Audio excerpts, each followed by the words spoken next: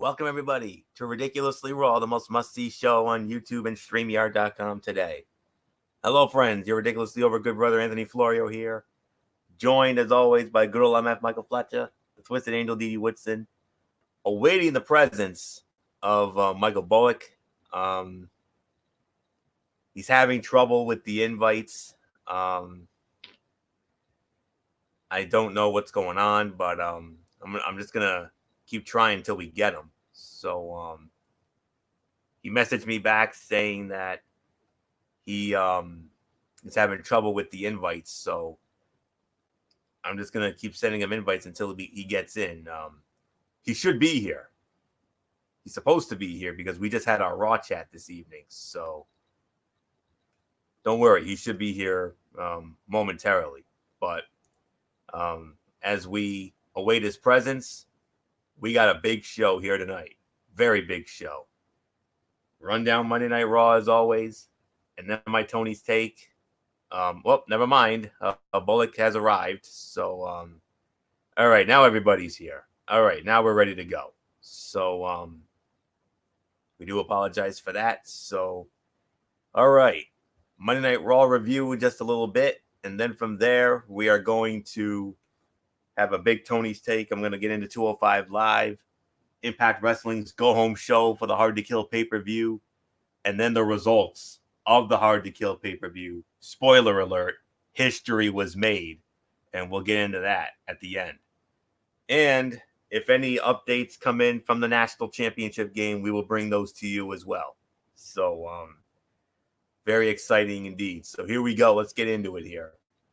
Monday Night Raw live tonight from the legendary Rupp Arena, Lexington, Kentucky, the University of Kentucky. We all know that history. 7 or 8 national championships in basketball, only behind UCLA's 11. And we started it off, of course, with our obligatory windbag talking segment. It was Randy Orton this time around. Not often he starts the show, but he does. He calls out AJ Styles. AJ Styles comes out, and then these two have a little cutesy verbal exchange. But then Drew McIntyre comes out and basically says, I want better competition because, he's been squashing ham and eggers left and right. So he says, how about we have a triple threat match right here and right now? I'm like, all right, I'm down with that. I know it was supposed to be Orton and Styles, but we've already seen it. It's been done before. So I'll take a triple threat any day of the week. So here we go. Randy Orton, Drew McIntyre, AJ Styles. Winner of the match in 11 minutes, Drew McIntyre. Yes, sir. So one of the fights of the night, I'm going to give this a solid 3 stars for the effort. Things are finally looking up for Drew McIntyre.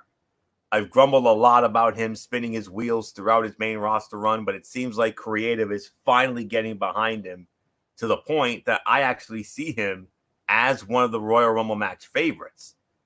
And frankly, I would love to see Drew McIntyre go toe-to-toe with Brock Lesnar at WrestleMania for the WWE Championship. Meanwhile, the dynamic between Orton and Styles is fun, with Orton joining in on the fun of performing his rival's signature spots. Randy Orton did a Styles clash during this match. So, and AJ Styles beforehand did a Viper DDT, as MF and I used to call it back in the day. But nonetheless, a solid 3-star effort. I was hoping for a little more, but at least the right guy won. Drew McIntyre. They're finally believing in him. And I heard that they're doing this. The reason why they're putting Lesnar in the Rumble is to set up for his WrestleMania match. And could Drew McIntyre be the chosen one? No pun intended. I certainly hope so. I mean, if there's anybody who's gonna eventually dethrone the Beast for the WWE Championship and on the grand stage of WrestleMania, I would love nothing more than for it to be, in my opinion, the most deserving Raw superstar, bar none, and that is Drew McIntyre. So, and the fans are getting behind him. So I think a face turn could maybe do some wonders for him. So we'll wait and see. So we're not gonna really get into the segment because it was a little cutesy for me, if I'm gonna be honest with you. But the match though, that was really good. 3-star effort. Nothing more to say. MF, Drew McIntyre. He went over the Viper and the Phenomenal One. Could he possibly be the chosen one for the Beast at Mania? I don't know. That's a tall order. I mean, it would be an interesting matchup. It'd be a fight we've never seen before. But I don't know, Anthony. Caliber-wise, I don't see why McIntyre is the one. Don't get me wrong. I know you're very high on the guy, and I think he's going to be an incredible choice to have. But as far as I go, I don't know. I'm not as sold on McIntyre as you guys are. So I think he'd be good. I like that the fans are starting to get behind him, so it looks like maybe a face turn for McIntyre. Could he be the new Kofi? Because remember, Kofi Kingston never was supposed to get a shot at the WWE title, and all of a sudden, he got a mega push and got it. Maybe this is McIntyre's moment. Maybe this McIntyre is last year's Kofi Kingston, a guy who I don't, and I'm going to be openly honest, I'm not as sold as Florio is. I don't believe he deserves the opportunity at the WWE title. I don't see him as a main eventer. I don't see him as the next big name. He had his opportunity years ago and mucked it up. If you remember, he got himself in trouble with WWE Brass and never got another opportunity. And then there was glimpses of him possibly getting a shot here, shot there, shot here, shot there, and never took the opportunity. So what makes you think now that I believe that now that he's getting this push again, that he's going to get a shot at the title? I don't. I'm sorry, Florio. This is a nice story, but as far as him being the one to fight Brock or him being the one to get the shot at the WrestleMania, I'll believe it when I see it. But right now, as far as today, as January 13, 2020, to me, Drew McIntyre, you ain't nothing right now. You're crap to me, and you don't deserve a shot or an opportunity at the WWE Championship. Case closed. Michael Bullock, I give it to you. As far as the match goes, I'll give it 2.5 stars. Damn, Fletch, tell us how you really feel. Whew. He certainly came a swinging tonight. Yeah. You know what? I still am high on Drew McIntyre. I mean, who knows? Maybe him winning the Royal Rumble could be the best thing for him. So we'll just have to wait and see how it goes. I mean, I still think he's going to get that push eventually. So I say just give the guy a chance. But, you know, it is what it is. So as far as the match, I mean, the segment was good, no doubt about it. And as far as the match goes, yeah, I'll give it about 2.5 stars. That's all I can say. Dee Woodson, it's yours. Yeah, I'll give the match about 3 stars. Segment's okay. Not gonna get into the Royal Rumble stuff yet until it gets closer to time for Royal Rumble. So it's yours, Florio. All right, and we're gonna get into, of course, a staple of this program, which is cutouts, and we started it off with Ricochet against Mojo Rawley. Ricochet wins the match, 3 minutes and 35 seconds. It was fine for what it was, but it does feel like Ricochet is spinning his wheels and is in need of an actual program. But on the bright side, they seem to have pulled back on the talk of Ricochet wanting to be a real-life superhero. So, fine there. Charlotte Flair against Sarah Logan. Charlotte Flair wins that match in 1 minute 35. I was hoping that they were going to follow up last week's brawl with a more competitive match between Charlotte and Sarah, but instead, Sarah Logan got buried. That's all there is to say on that. That was a Queen Berry job, no doubts. They can't seem to find anything for Charlotte to do when she's not involved in a storyline with Becky Lynch, and yet they don't even try to build up anyone as a potential rival. I was encouraged by that brawl they had last week. I thought we were going to get some sort of competitive match, but who in the world was I kidding? Only myself. So nothing more to say here. Then we had the WWE Champion, Brock Lesnar. Wow, 2 weeks in a row. Go figure.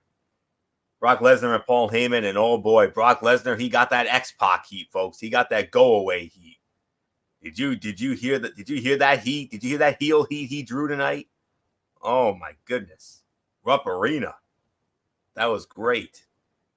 And Heyman and Lesnar teased leaving, but then but they eventually came back, and Paul cut his promo, money promo as always.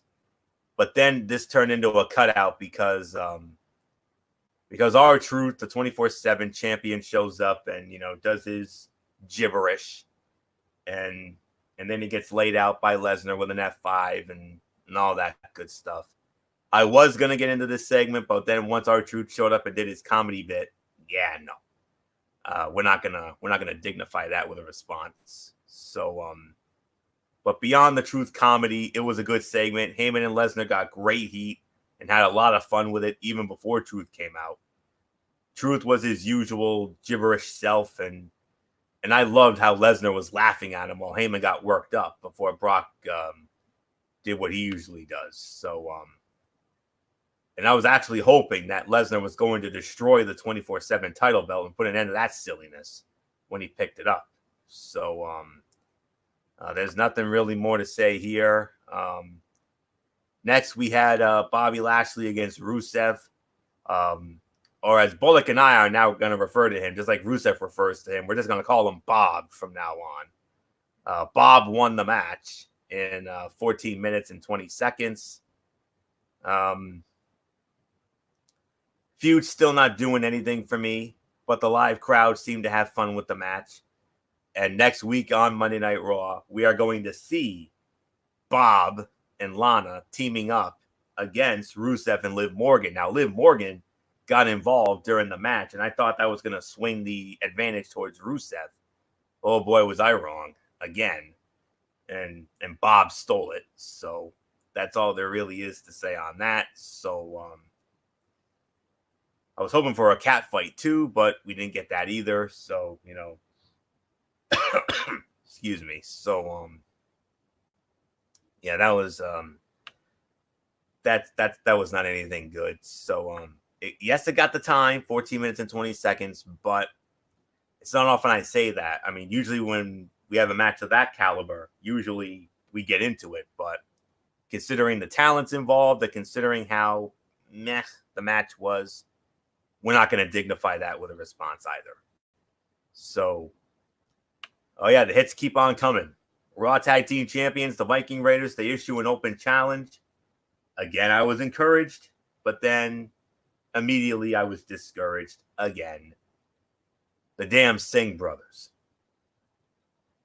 The same Singh brothers who ruined what would have been a hella fun match this past Friday night on 205 Live with the Cruise with Leo Rush and Isaiah Swerve Scott. That could have been, oh my goodness, that could have been wow.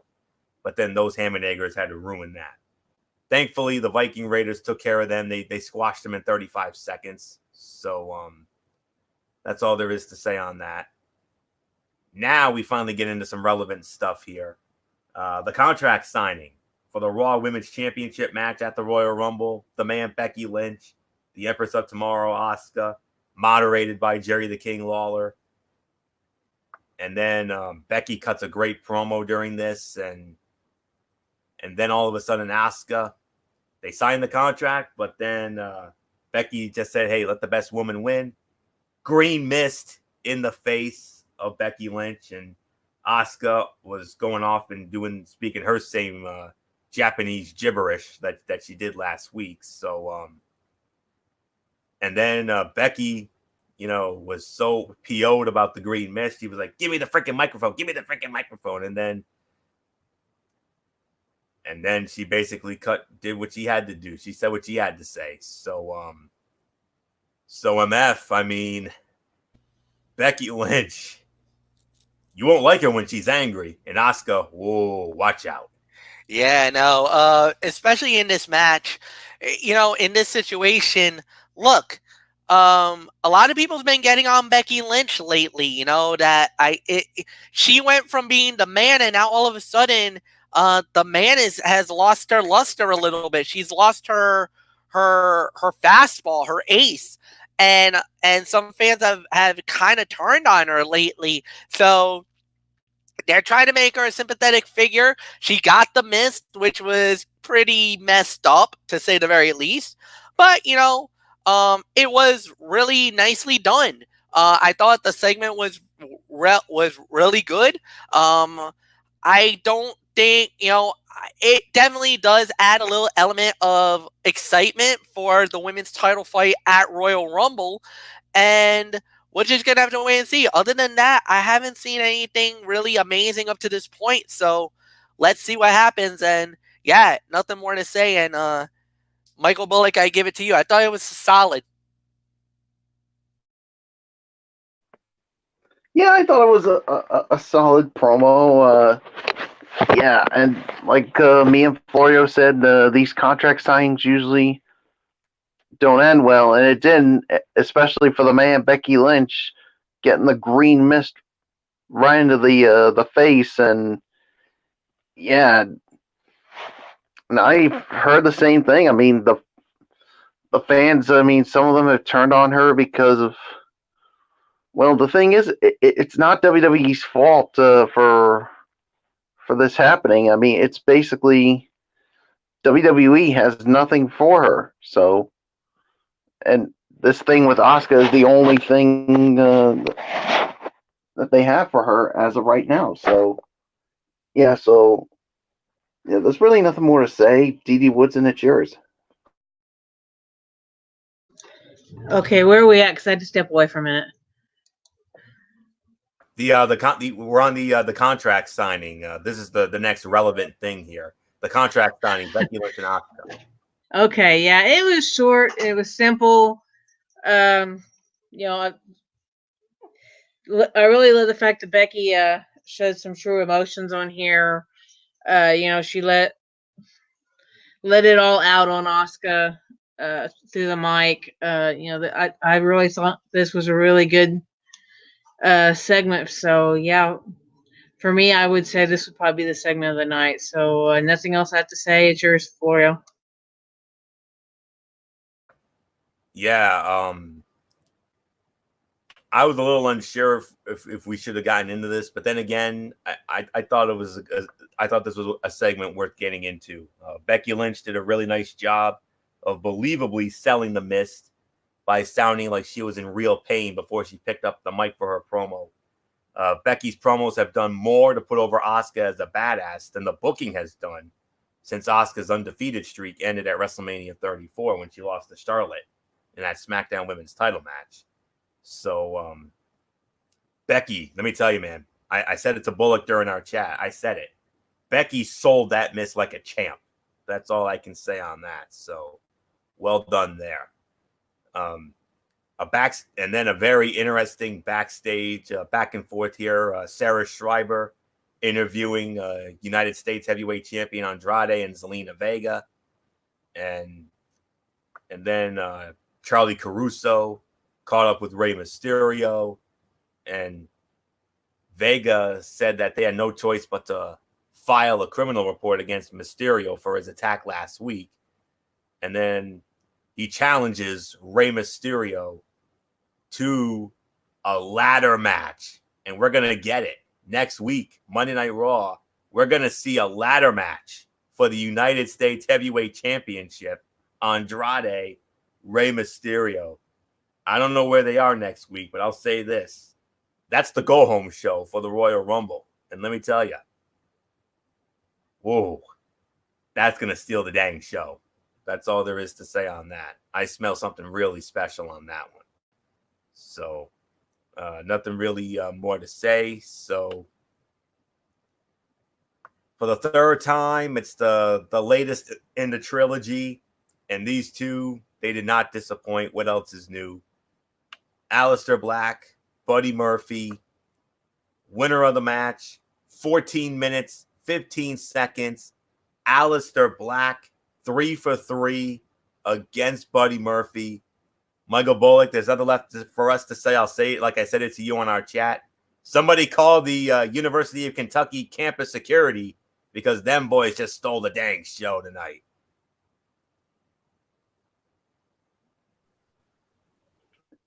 Yeah, I mean this match certainly did not disappoint. I mean, this was definitely the fight of the night here, as far as I'm concerned. I'm gonna give it about maybe 3.5 stars, maybe even 3 3/4. I mean, just based on the body of work of these two guys. And yeah, once again, I mean, Aleister Black reigns supreme. It just seems as though Buddy Murphy can't find a way to beat Aleister Black. So you hope that this is finally it for these two. But yeah, so there's really nothing more to say. So Dee Woodson, it's yours. Yeah, I'll give it 3 3/4. This was far and away the best thing on the show tonight. It was fun to watch these guys, and they definitely took each other, to the limits. And I kind of thought it was funny that even after the match, Murphy was still sitting out there for the rest of the night. So yeah, it was good. So yeah, but the right man, I think, won. Black definitely 3 for 3. So we're ready for the next feud for Black, and we'll see what happens to Buddy Murphy later on in the night. So it's yours, Flo. Fight of the night, no question about it. This was a solid 4-star match. I mean, another great match and another Black win. Vic Joseph on commentary did a nice job of selling the match over as something special, even though it wasn't as hot as some of their previous encounters. But I'll tell you what, I mean, this was still another fun match. I mean, the moves were just insane. I mean, if MF and I were doing the commentary several times during this, we would have done our infamous whoa, and I would have said, did you hear that? And MF would say, did you feel that? My God. Yeah, I think that would have come up several times during that match. That was a man fight, if I'm going to be quite honest with you. So I agree. I think it's about time for both men to move on, although all three of their bouts were very entertaining. No question about it.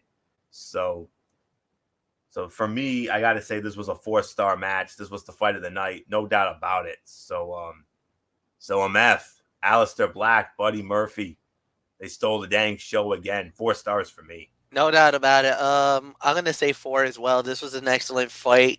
At the end of the day, it's just who is better and who can you trust in this moment, and it's them. Yeah, you can trust Aleister Black. You can trust Buddy Murphy because you know they're gonna deliver, and they did an incredible job. They did a great match. And I got nothing bad to say whatsoever. So, no, this was an excellent fight. And, yeah, nothing more to add. So, 4 stars, fight of the night. Anthony, let's move on. Eric Rowan squash match. He squashes a Hammenegger in 1 minute and 15 seconds. And then the main event of the evening, the 6-man tag team fist fight. Seth Rollins and the AOP against Samoa Joe, Kevin Owens, and The Big Show. No countouts, no disqualifications, no pinfalls, no submissions.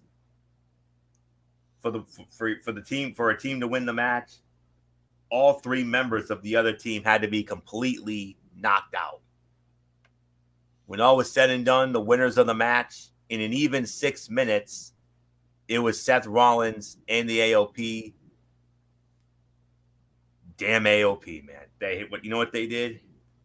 Joe and KO both go through the stage announce table. Why? Why? What is your beef with the stage announce table? Why? Come on, somebody. This is ugh. You know how I feel about that. It's the same way MF feels when somebody does damage to the Spanish announce table. But it has a family, by God. Come on now.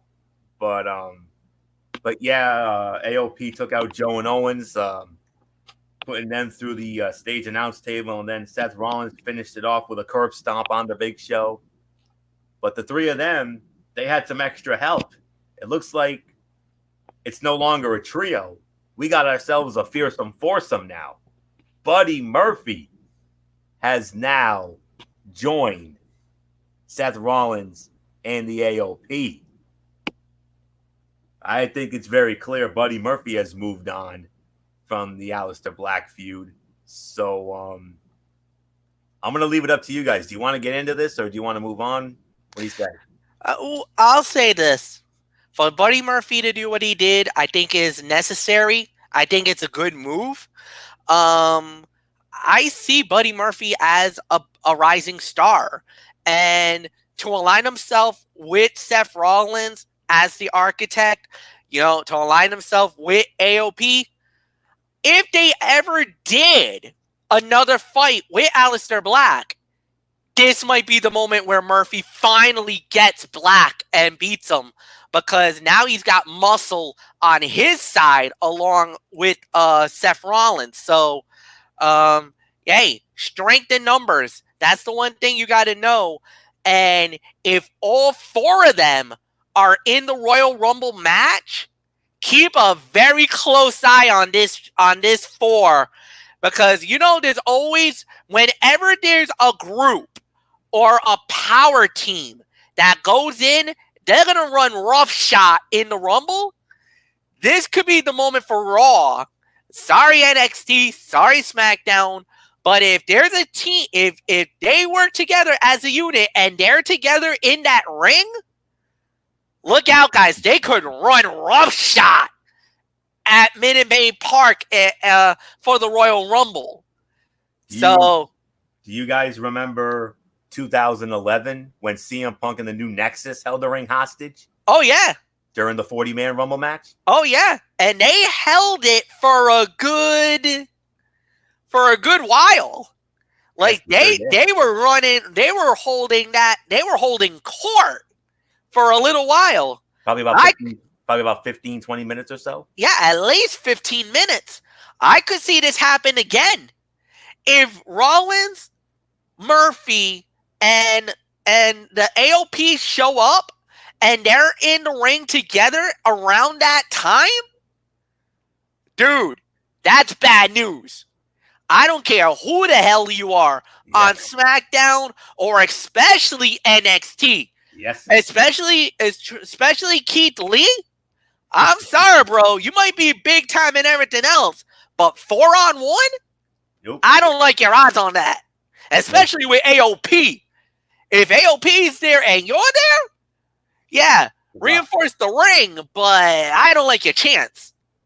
Yeah, now Buddy Murphy has joined up with Seth Rollins, the reigning and defending Royal Rumble winner, because he won it last year. Yep, won it last year. Yep.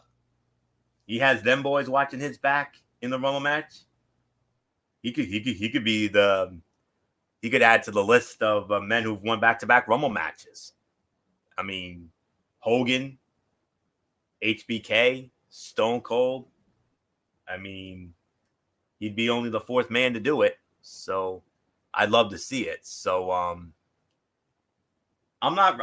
really not going to give, I don't think we should give the match a rating, because I mean, it is so tough to rate a match like that. So it was fun while it lasted, but yet it was a bit underwhelming because it wasn't given much time. And for that matter, the match ending with Rollins performing a single curb stomp on Big Show felt weak given the stipulation. But putting that aside, I love the idea of Murphy joining Rollins and AOP. And, I love the addition of Murphy and the way it played out. So, but there was one very interesting spot during this match. Did you see what Kevin Owens did? Did you see Kevin Owens bounce off that stage like he was doing parkour, for goodness sakes, a la John Morrison? I mean, that was an amazing spot. So that's really all I can say on that. So now it's time for the overall review here. I'm going to start it off here. So I'm going to give this about a 6 or so. 6, maybe 6.5, right around that area.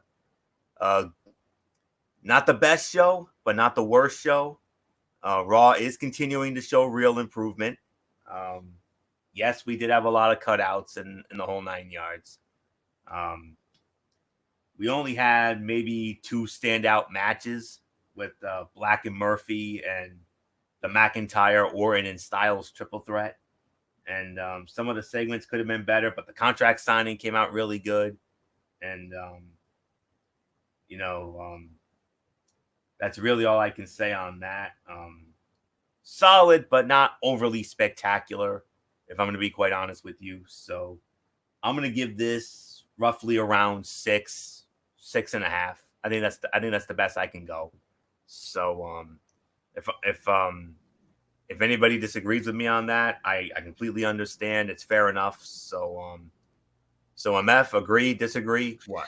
I'll give it about 5.5 to 6. There's no doubt about it. I think at the end of the day, they did a pretty good job. There was really nothing. I mean, it was solid. It wasn't anything overly spectacular, as you guys said. There's really nothing more to add. And just a little update here. LSU has broken the game open in the national championship game with 12:08 remaining in the fourth quarter. LSU just scored a touchdown. They now have a 42-25 lead on the defending national champion Clemson Tigers. Yeah, Joe Burrow has woken up. And now it's starting to look like the Heisman Trophy winner and possibly the #1 overall quarterback in the NFL draft, possibly with some injured ribs. There's rumors going around on Twitterverse and social media saying that he might have injured his ribs sometime during near halftime, and he's looking like he's tearing it up now. So 42-25, LSU up with about 12 minutes remaining in the national championship game. So, Michael Bullock, 5.5 to 6 for me. It's yours. Yeah, I give it about 5.5 to 6 as well. I mean, some of the things that we saw were good, but there were just too many cutouts here, and that's something I just don't like here. So, yeah, that's pretty much all I'm gonna say on it. So, Dee, what's in it? It is yours. Yeah, I can agree with the rating. It was, it was a fair show. It was definitely had some storyline progression that happened along here. Yeah, there's a lot of cutouts, but there was some relatively good stuff in some of the segments, some of the backstage segments, stuff like that. Like I said, Murphy stayed out for the rest of the show after his match, and now we know why, because he jumped on board with Seth Rollins after Seth begged him to help. And so now, he's a member of whatever little stable is here we have building off of Seth Rollins. I'm hoping certain parts of Raw we don't have to see anymore. Like after next week, hopefully Lashley and Rusev is over with. I hope, but I doubt it. They'll probably push it all the way to Royal Rumble. But yeah, not a whole lot negative to say, but there was, a lot of cutouts here, so not much more I'm going to say. I'll see you all Wednesday night. All right, good night, Dee Dee. We'll see you on Wednesday night for Wednesday Night Mayhem with MF. As we get into AEW and NXT as always. So, all right. I'm going to get into my Tony's Take now, and we're going to start it off with the Go Home show for Impact Wrestling's Hard to Kill pay-per-view. it started off, and what a way to start it off. My goodness. They gave this match away, even though it was scheduled for a pay-per-view match. They gave it away on free television. Eddie Edwards against Michael Elgin. Michael Elgin wins the match, 19 minutes and 50 seconds. This was the fight of the night, hands down. 3 3/4 stars. Very good, fun, and hard-hitting match. Although I do question giving a pay-per-view match away days before the pay-per-view. And we'll get more into their pay-per-view match in just a little bit. 6-man tag team match, the Desi Hit Squad against Falaba, Daga, and TJP. Desi Hit Squad wins the match 8 minutes. Sleeper fight of the night. I'm going to give this 3 stars. It was a surprisingly good match, as the Desi Hit Squad looked way better than they usually do. I'll give those guys credit. So, well done. And then they had the hype video package for Sami Callihan and Tessa Blanchard. One of the better video packages Impact Wrestling has produced in a long time. Well done. Havoc against Rosemary. Havoc wins the match, 4 minutes, 50 seconds. 2-star match. It was okay, a bit slow. Never really locked in, as they were seemingly more concerned with the Susie stuff. And let me tell you, Su Yung, when she had all that makeup on her face, when she had that gook on her face, I was legit scared. I was like, who is this gal? But ever since they got rid of it and we got to see her naturally, she is very, very beautiful. Let me tell you that right now. That is a beautiful young woman. Let me tell you. She looks so much better. That's all I can say on that. So I love the Susie gimmick. I'm really, really digging it. All right. More knockouts action. Let's keep the knockout action going. 6 knockout tag match. ODB, Tennille Dashwood, and Jordan Grace against the Knockouts champion Taya Valkyrie, Kiera Hogan, and Madison Rayne. Team ODB wins the match, 5.5 minutes. Another 2-star match. It was also all right and was just designed to build drama for the Knockouts title match, the pay-per-view. Main event, tag team match, Moose and Rob Van Dam against Brian Cage and Rhino. Brian Cage and Rhino win the match, 12 minutes, 20 seconds. I can only give it 2.5 stars. Solid main event, designed to hype 2 of the pay-per-view undercard matches. This was a 6 3/4 to 7 out of 10. Solid go-home show that started strong but faded down the stretch. The highlights of the show, easily Eddie Edwards and Michael Elgin, and the great video package with Tessa Blanchard and Sami Callihan.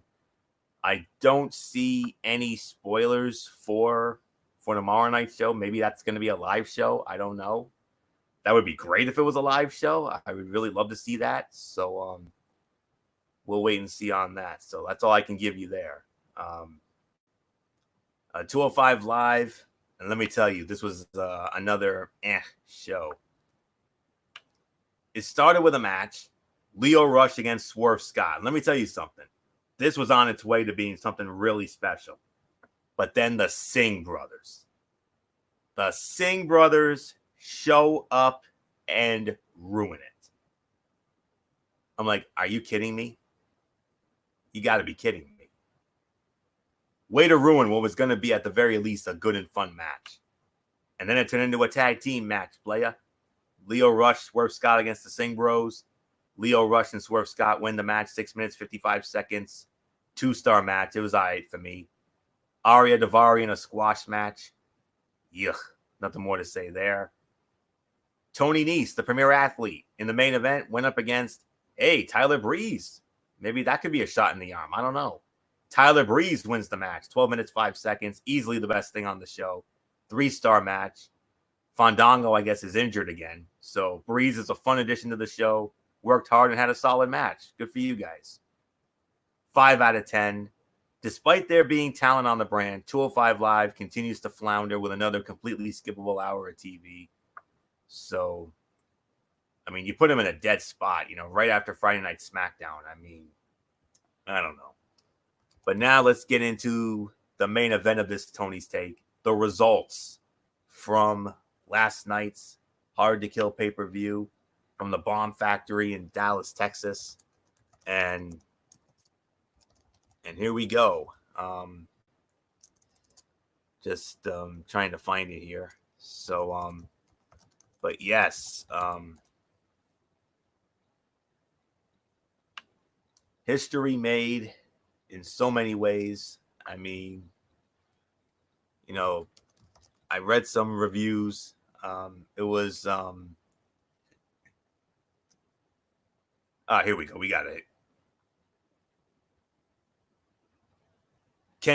We had Ken Shamrock against Madman Fulton. Ken Shamrock won the match by submission, 9 minutes, 19 seconds. X Division Championship on the line. Ace Austin defending against Trey Miguel. Winner and still X Division champion Ace Austin. He wins the match, 12 minutes and 55 seconds. Next was the three-way match for the Knockouts Championship. Taya Valkyrie, Jordan Grace, ODB. Winner of the match, 11 minutes and 37 seconds. And still Impact Knockouts champion Taya Valkyrie. Brian Cage, RVD ends in a no contest. There's a lot of stuff going around about Brian Cage. He's being injured, possibly signed. It was reported that he had signed with AEW, but Melissa Santos has otherwise denied it. We'll try to keep an eye on that as the developments come in. But RVD then goes up against Daga, and RVD won that match, 4 minutes, 11 seconds. Eddie Edwards against Michael Elgin, and Eddie Edwards' Call Your Shot trophy was on the line. Winner of the match, 19 minutes, 53 seconds. Eddie Edwards, he gets to keep the trophy. They practically stole the dang show again. Or did they? Moose versus Rhino, no disqualification match. Moose wins that in 13 minutes. And then another development. We were supposed to have Willie Mack teaming up with Rich Swann to take on the North for the World Tag Team Championship, but I guess Rich Swann was injured, so Willie Mack went it alone. So it was a 2-on-1 handicap match. Willie Mack challenging the North for the tag team titles by himself. Unfortunately for the Mack, he couldn't get it done. North retained the World Tag Team Championship, 10 minutes and 37 seconds. But a gallant effort by the Mack. That's all there is to say on that. And now the main event, what we were all waiting for this pay-per-view, the intergender matchup, man versus woman for the World Heavyweight Championship. Champion, the man, Sami Callihan, defending against the woman, Tessa Blanchard. And now I know a lot has come out, a lot of controversy surrounding Tessa Blanchard, a lot of female wrestlers from various promotions, from Chelsea Green in the WWE to Allison Kay of the NWA, formerly Sienna when she was over there, and countless others, accusing Tessa Blanchard of bullying and racism and the whole 9 yards. MF broke that story in our messenger chat the other day, and when I got word of that, I was like, oh no, I think Tessa's gonna lose now. Well, winner of the match, 23 minutes, 49 seconds, and the new Impact Wrestling World Heavyweight Champion. She did it. History made. Tessa Blanchard is now the Impact Wrestling World Heavyweight Champion, despite all that came out. Now, a couple of interesting notes out of this. First thing, there was an exclusive fan video that broke out on social media after the event went off the air, and Tessa gave a brief about a minute and a half little promo at the end, and also the pay-per-view, about maybe a minute or two after Tessa won the title, the pay-per-view cut out. The feed went away. The show ended. There wasn't much of a celebration, but it's going to be very interesting to see how this gets addressed.